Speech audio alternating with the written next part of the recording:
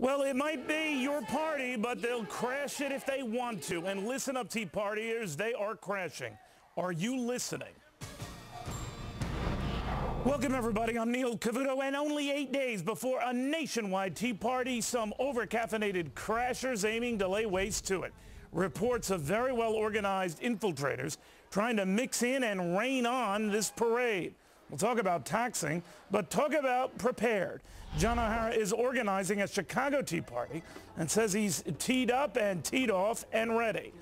And so is Mark Meckler. He is heading up a similar party outside the Sacramento State House April 15th, which, by the way, we will be covering. Gentlemen, welcome to both of you. Mark, to you first.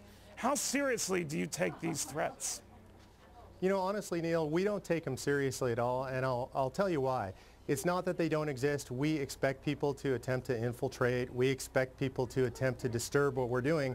But the reality is this is a very broad-based grassroots movement. There is no leader at the top. There's no individual event that they could disturb that would cause us a problem nationwide. So also the people, we trust the grassroots. We know that the people are skeptical of anybody approaching them at these events, and we believe that people are going to handle it well. And in fact, we invite everybody to come to our events. We don't care whether they're from Acorn, the Huffington Post, Daily Cause. We want them all there. We're excited to have them attend. All right. If they attend, though, John, something tells me they won't be sharing the same placards. Are you worried about that? John, can you hear me? No, Neil, I'm not worried about it at all. This is a genuine... Yes, I can. Okay. Neil, I'm not worried about it at all. This is a genuine grassroots movement. If Acorn wants to send some of their paid pretend activists to show up, that's fine. They don't have a message that resonates with the American people or resonates with this broad coalition that's upset with the spending that's going on in Washington. All right, gentlemen, the early reports we're getting from this so-called infiltration plan is that they're going to try to make it look like these are fringe group efforts. This is a fringe, in some extreme cases, even racist undertaking. Mark, how are you going to handle that if that comes up? You know, I think I would liken it to what I tell my kids when they're on the field in a soccer game, that you let your game speak for itself. We're going to be out there, and thanks to your coverage, Neil, you're doing such an incredible job, and all the Fox there at Folks, what you guys are doing.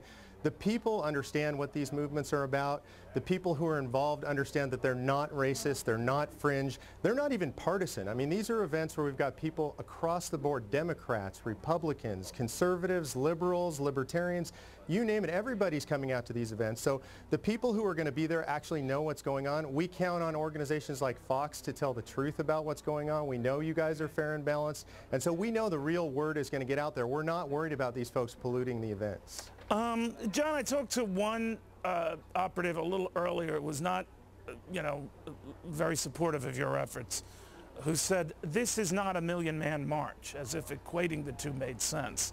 What do you make of that? That maybe many in the traditional media are looking at this as just some errant, extreme protesters, and selfish ones at that. Neil, the bottom line is this is a large group of all sorts of folks from both sides of the aisle, and it's hardly a fringe effort. You know this, as thousands of people have turned out all across the country, in Cincinnati recently, in Orlando recently, on February 27th, and we're expecting even more on tax day.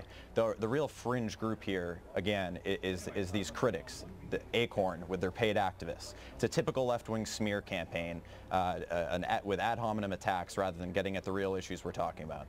You know, Mark, it started as sort of this fringe undertaking. If you think about it, a lot of folks were beginning to get angry about all this government spending and nothing to account for it. And then it just grew and grew and grew. Is the pressure on you to get substantially large crowds? And if you don't, you have failed? Or how would you describe it? Well, you know, Neil, we don't have an exact number, but the first major national protest of this kind was held on February 27th. We estimate there were between 47 and 50 of these events around the nation. There were roughly 30,000 folks came out on that day.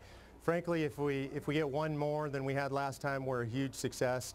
We already know that we have in excess of 500 events on the books. We're estimating crowds in excess of 5,000 to 10,000 at many locations. So I think no matter what happens on April 15th, this movement is already a success.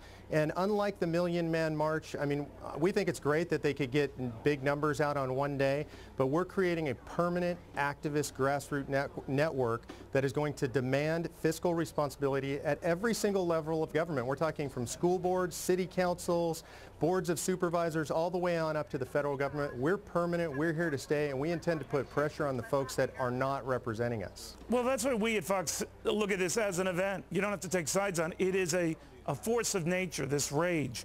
But what I'm worried about, John, and I don't know whether you share it, is this idea that you still have a president who's very popular, programs of his that are a little less popular, but a public comfort level with more spending being the cure for what economically ails us. Does that trouble you?